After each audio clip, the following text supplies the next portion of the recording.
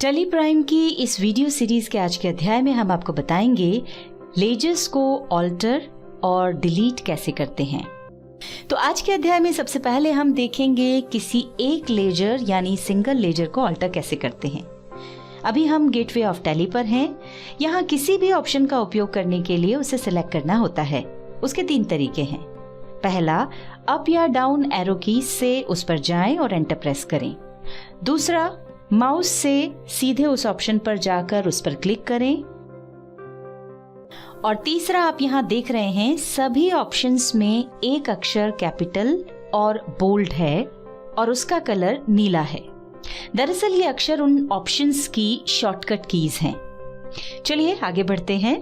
किसी भी मास्टर्स में ऑल्टर करने के लिए हमें ऑल्टर ऑप्शन पर जाना होता है और जैसा कि आप देख रहे हैं इसकी शॉर्टकट की है ए। हम ए प्रेस कर रहे हैं। ये लिस्ट ऑफ मास्टर्स आ रही है।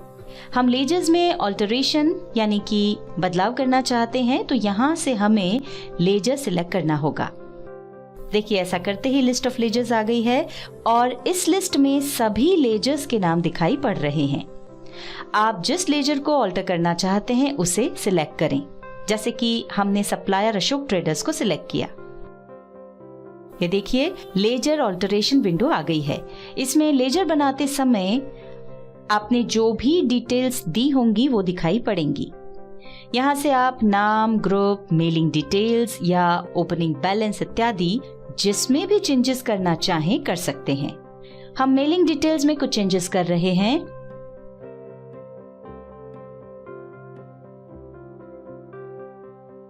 अब इस विंडो को कंट्रोल और ए कीज प्रेस करके एक्सेप्ट कर लेते हैं और अब एस्केप की प्रेस करते हुए गेटवे ऑफ टेली पर चलते हैं।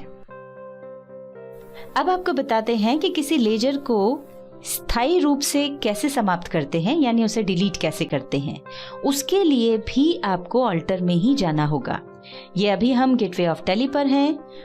ऑल्टर में जाने के लिए ए की प्रेस करेंगे, यहाँ लेजर सिलेक्ट करेंगे। अब वो लेजर सिलेक्ट करें जिसे आप डिलीट करना चाहते हैं।